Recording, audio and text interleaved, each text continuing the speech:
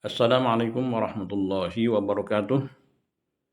Bismillah walhamdulillah wassalatu wassalamu ala Rasulillah Sayyidina Muhammad ibni Abdillah wa ala alihi wa sahbihi wa man tabi'ahu hudah wa man wala amma ba'd. Para netizen, pemirsa hadirin yang berbahagia, saat ini suasana malam di perumahan kami, rumah yang baru, ya alhamdulillah penuh inspirasi di sini, suasananya tenang, damai malam hari. Dan kebetulan Al-Fakir membuat berita ini, konten ini adalah suasana yang damai di rumah ini. Oh, ini halaman rumahnya cukup ya sederhana tapi tenang, tentram. Sehingga inspirasi pun terbuka untuk mengungkapkan kembali pimpinan pendiri pertama dan pimpinan Darussalam yang pertama Kiai Haji Jamaluddin, yang ke-9 ya. Kemarin kita yang ke-8 sudah mengungkapkan bahwa beliau ketika datang ke sini 1900, kapan kawinnya juga tidak terjelas, sudah jelas ya. Beliau yang pertama kawin ya kan kemarin dengan siapa? Dengan anak Haji Abbas bin Abdullah, yang nama istri beliau siapa? Hajah Al-Wasil ya. Nah, anak beliau ini punya besanan ipar meruai istilahnya ya. Anak Haji Abbas yang pertama, yang tertua itu ya Hajah Asyah ya, yang dikawini oleh Mufti Jamal. Mohon maaf ya, Mufti Haji Ahmad Kusasi sebagai Mufti Banjar pada waktu itu.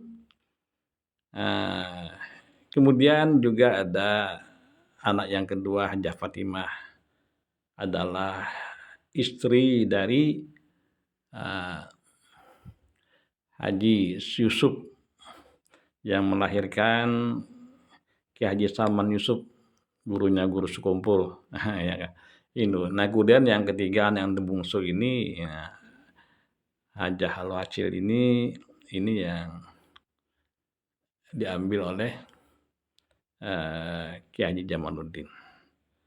Ada hubungan besanan antara yang terceritakan, beliau sering konsultasi masalah hukum dengan Ki Haji Ahmad Kusasi selaku Mufti Banjar.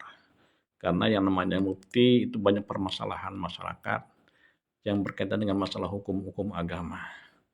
Kedatangan Kiai Jamaluddin ke Martapura ini sangat membantu dalam hal konsultasi hukum oleh Mufti Banjar saat itu, Mufti Haji Ahmad Kusasi. Di sini tampak Haji Ahmad Kusasi melihat bagaimana kecerdasan dan ilmu yang dimiliki oleh Kiai Haji Jamaluddin. Sehingga beliau menyarankan bagaimana di Pakoman itu ya, karena kebetulan Kiai Jamaluddin menempati rumah Haji Abbas yang di Pakoman ya. Kalau Mufti Banjar menempati rumah yang dekat masjid kan. Nah, sudah diceritakan pada pertemuan yang ke-8 ya. Beliau menyarankan supaya di Pakoman itu dibuka pengajian, terutama untuk keluarga dan jiran-jiran di sana. Karena sayanglah ilmu yang sangat bermanfaat, dan kebetulan juga saat itu belum ada pengajian-pengajian. Nah, tertarik dengan ide ini, Kiai Haji Jamaluddin ringkasnya membuka pengajian. Kata orang Jawa, pokoknya, ya kan, pengajian dibuka, gitu kan, di sana. Alhamdulillah, tidak hanya ternyata keluarga jiran yang datang, dan sekitarnya pun banyak yang datang pada saat itu di sana. Dan sebagaimana juga diceritakan pada pertemuan yang ke-8, Kiai Haji Ahmad Kusasi selalu hadir di dalam pengajian itu. Sehingga semakin banyak orang datang ke rumah itu, sampai rumah itu penuh. Gitu kan ceritanya itu. Jadi sampai-sampai beliau punya inisiatif. Nah ini sini kalau dalam cerita tuh boleh inisiatif beliau ingin mencari rumah yang lebih besar itu. Karena mungkin rumahnya ya relatif kecil kemungkinan ya, artinya karena dipenuhi itu ya perlu menjadi yang agak besar kan. Nah, jadi beliau sering dalam pengajian itu melontarkan pertanyaan kepada masyarakat. Ya, dengar-dengar ya kalau ada orang yang mau jual rumah untuk majelis taklim yang lebih besar. Nah, kita nanti berupaya membelinya.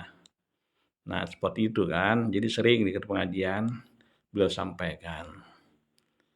Entah pengajian yang kapan bahwa beliau mendapat informasi ada seorang Cina yang beberapa keluarga di rumahnya itu mau berjual rumah.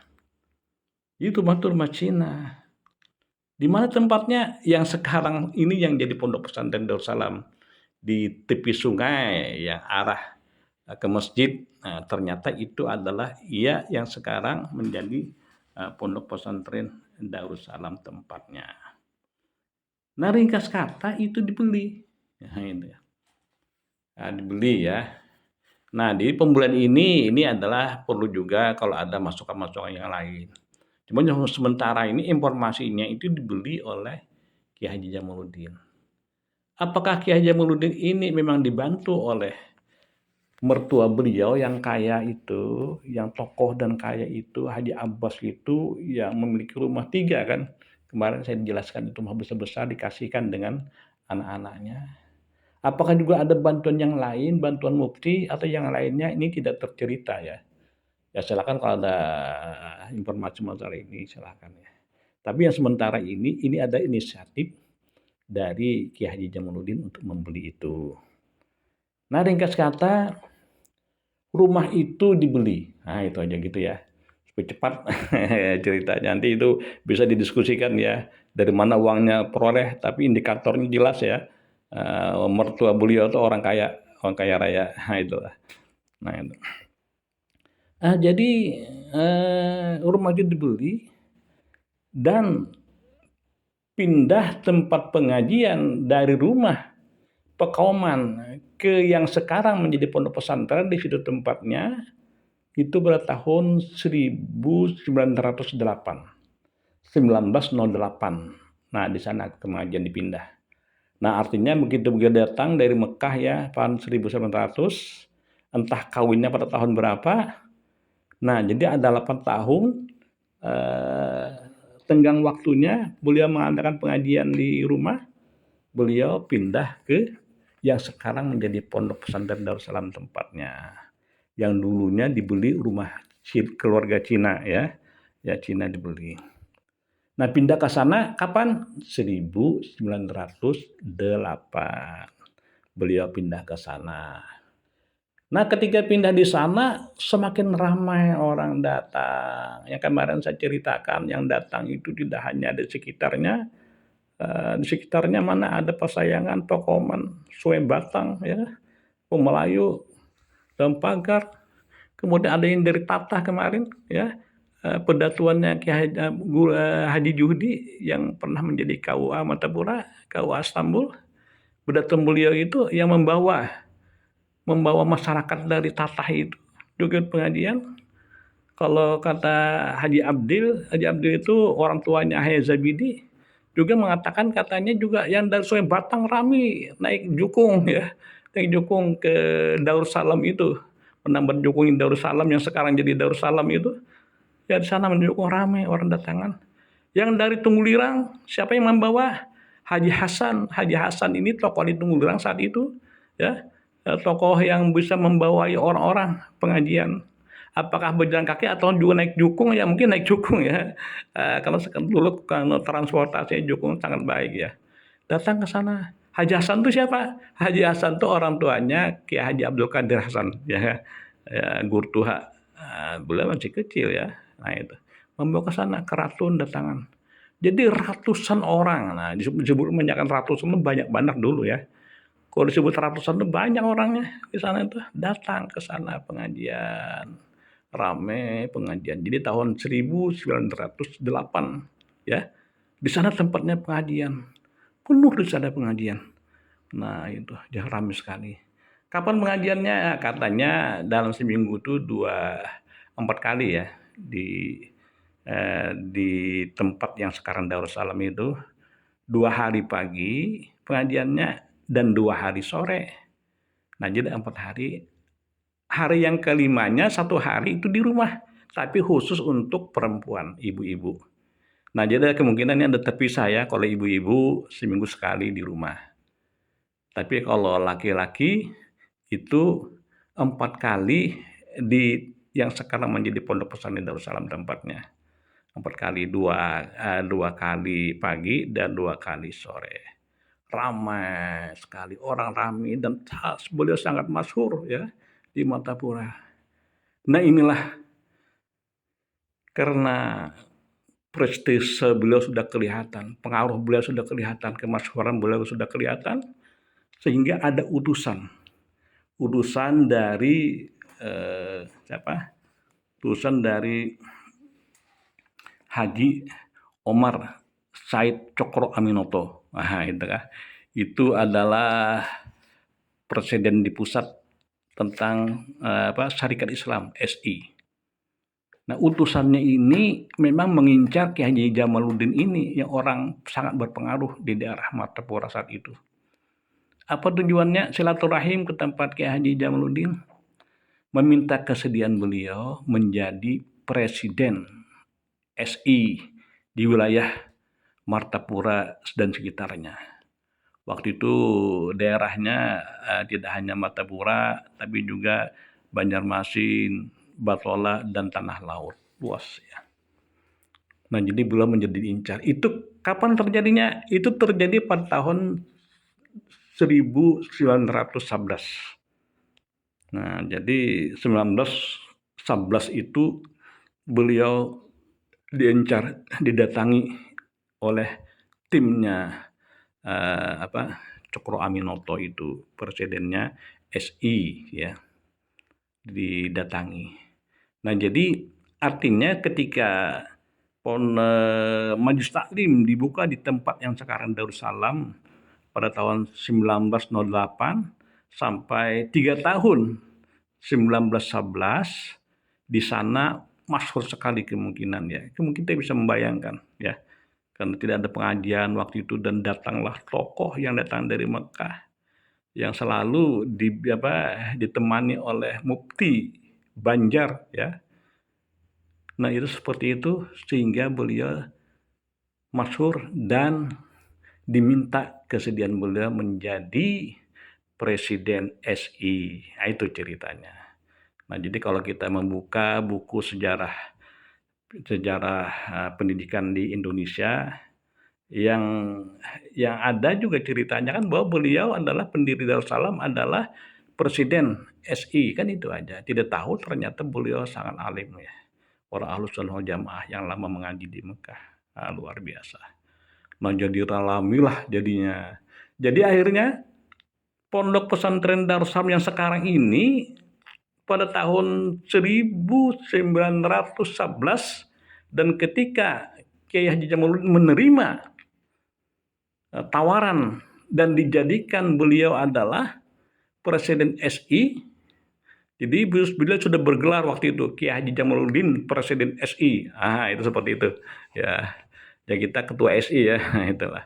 Cuma dulu presiden namanya. Nah, wilayahnya yang saya katakan tadi wilayahnya.